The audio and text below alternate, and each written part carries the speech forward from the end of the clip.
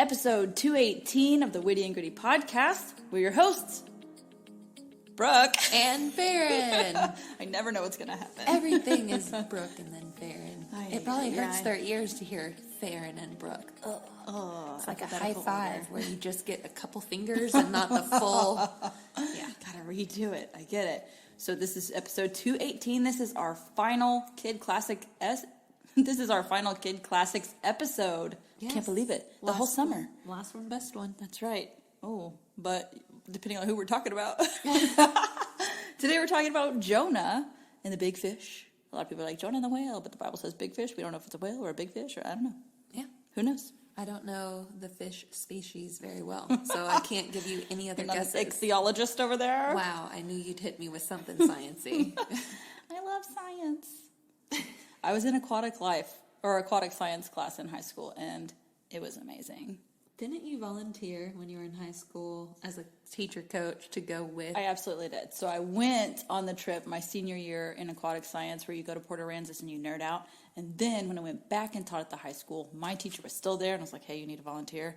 And so I went like 3 years I was there. I was there 7 years and I went 3 of the 7. It was amazing. You were living your best life. I was. It was so great. So if anyone needs to go nerd out, I got your back. I'll just go lay on the beach, and you just let me know when it's time to eat. I'm going to be that kid that's like, Mom, look. And I'll give you the thumbs up from really far away. Thank you. Yep. I feel so supported and loved right now. Much like Jonah.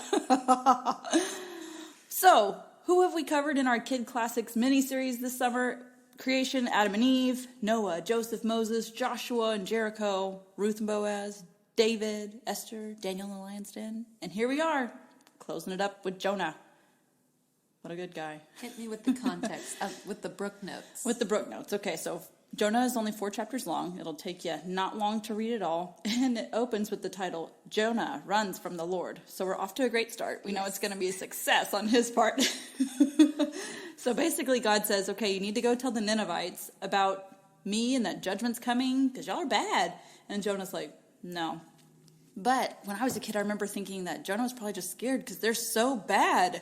They're going to kill him. Mm-hmm. But when reading further and listening to commentaries and things like that, Jonah was just angry that God was going to save those people. Like, no, they're bad. Make them pay. Which I can see myself in this story. Like, I'm sorry. You made a terrible choice. Mm-hmm. Consequences, which is, I need to work on that area. Well, Pray it's for like me. The prodigal son, too. When the son that's been there... Yeah, it's like, really? I've served you, and you've never thrown me a party. Oh. Yeah. Yes, so Jonah is like, I'm out. So he goes and gets on a boat, immediately goes in the opposite direction. Storm happens. The guys, the Ninevites on the boat who are not believers are like, what the heck, man? What's happening? So they roll the dice to see what's happening, and then it points to Jonah as the one causing all this. Jonah's asleep. And they're like, Jonah, yo, wake up. This is your fault. And he's like, well, then throw me overboard. Because what an easy way out is just let me die now. And they're like, okay. So they throw him over. And then instead of him dying in the storm, a big fish comes and swallows him up. And then he's like, okay, maybe now this will be my death. And then God's like, au contraire, mon frere. Nope. So then he's chilling in the belly of the big fish, which has to be so gross. Mm-hmm. I thought that too. I don't like juicy stuff, but I mean, the smell. Yeah, and you're not being digested, but everything else around you is. And so then I feel like in Finding Nemo when the whale's like, it's time to let go, and then he gets spit out, which vomit. So whatever didn't get digested comes out on you also. And then when he looks up, guess where he is? Nineveh. So he ends up telling them like, judgment's coming, guys. And doesn't give he doesn't give everything. And so the Ninevites are like, oh my gosh, we better do better. So then they did better. And Jonah's all having a pity party. And that's pretty much how the story ends. He has a pity party. And you can read more in chapter 4.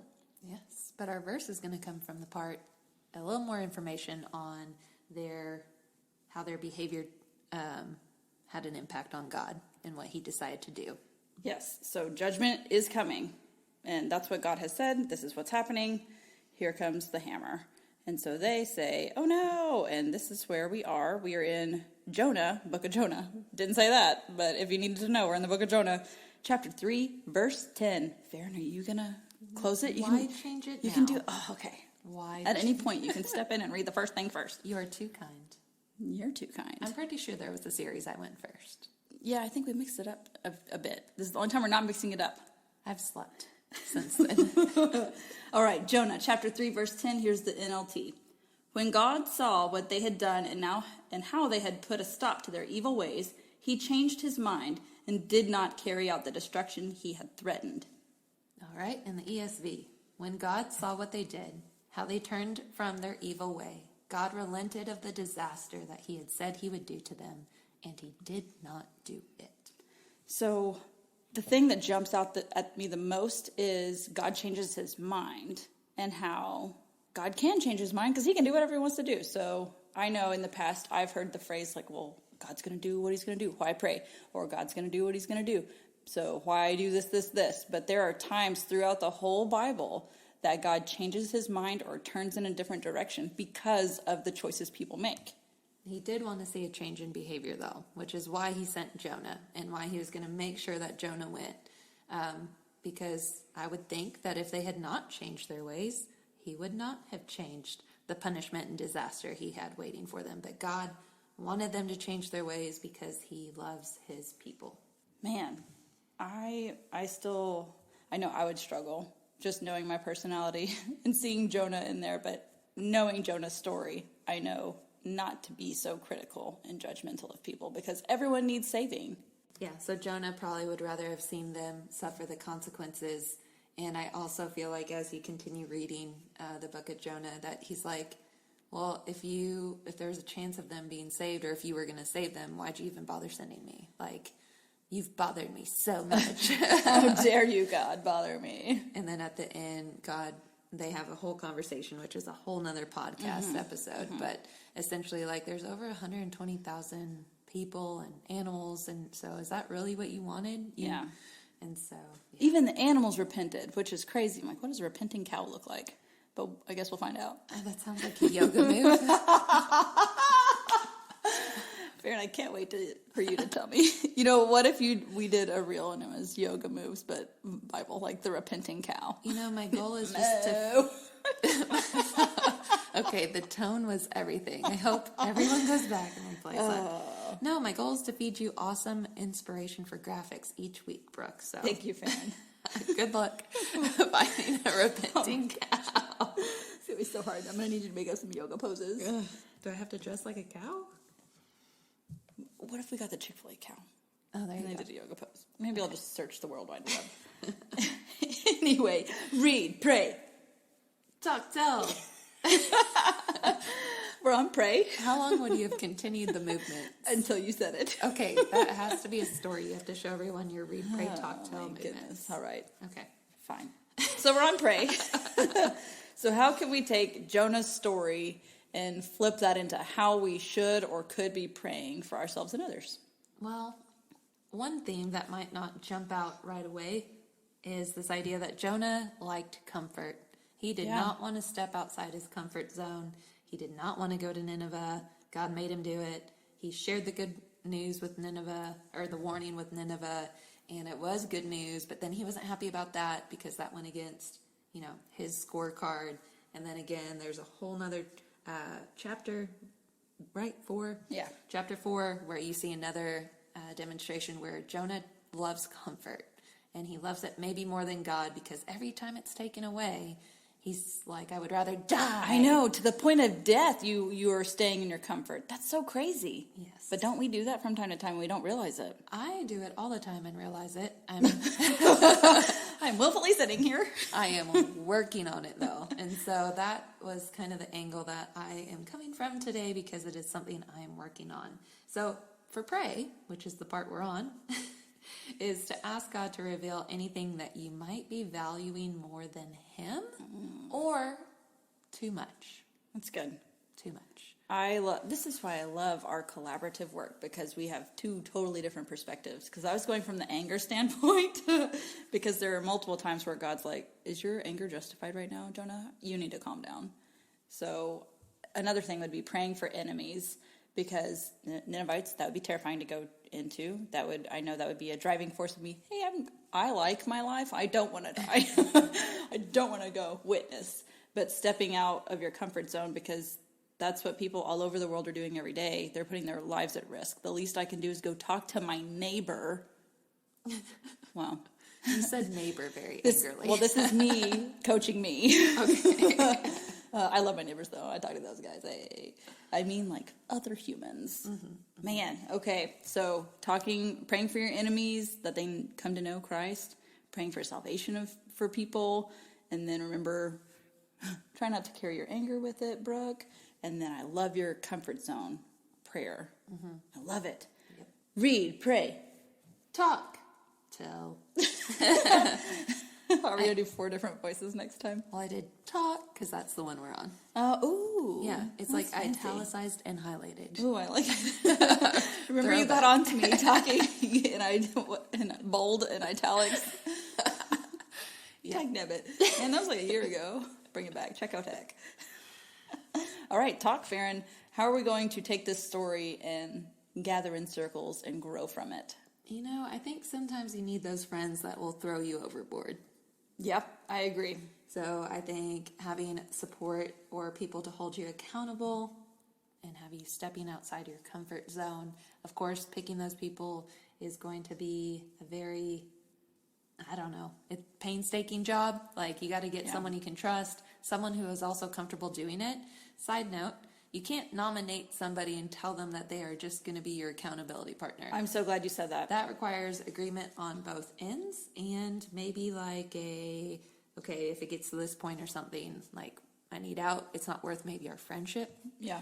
For you to be my accountability partner. I thought this was going to work out, but now I never want to see or talk to you because you're going to ask me about that thing.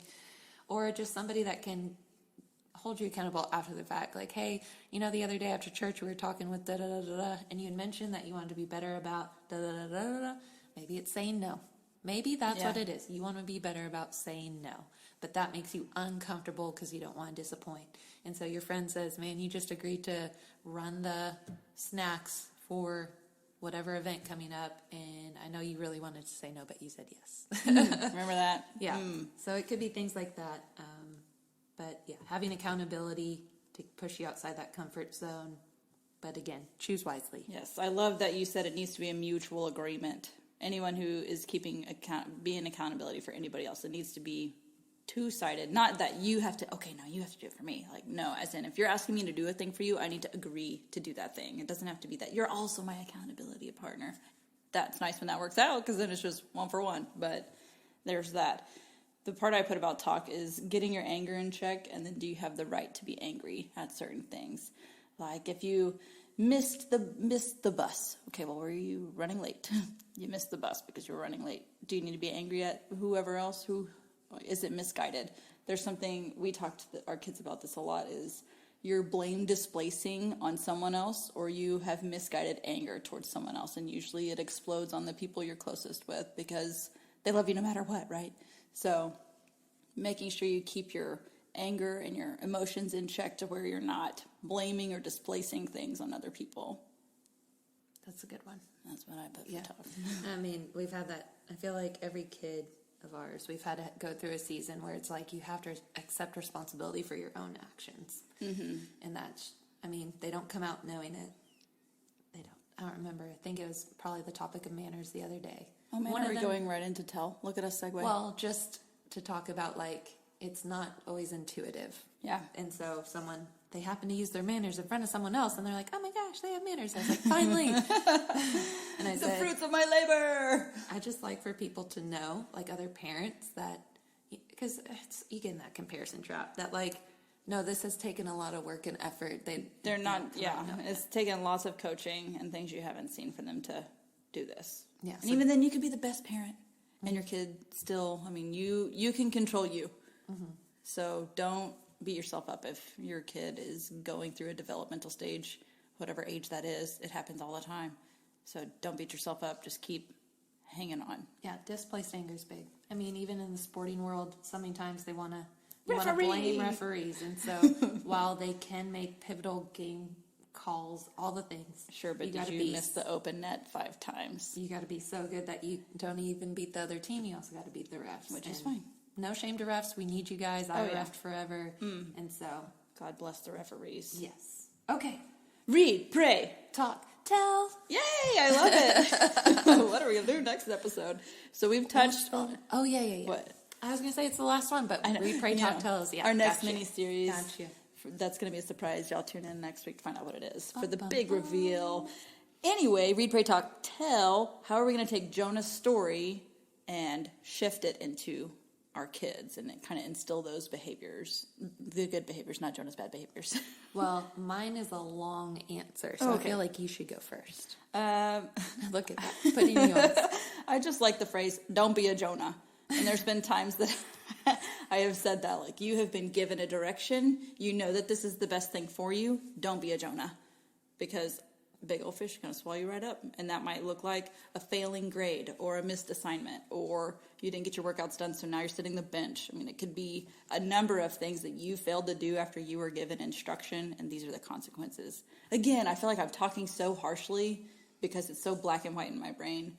Just, if God tells you to do something, do it. But here I am, God telling me to do something, and I don't do it. I'm like, oh, everybody else do it.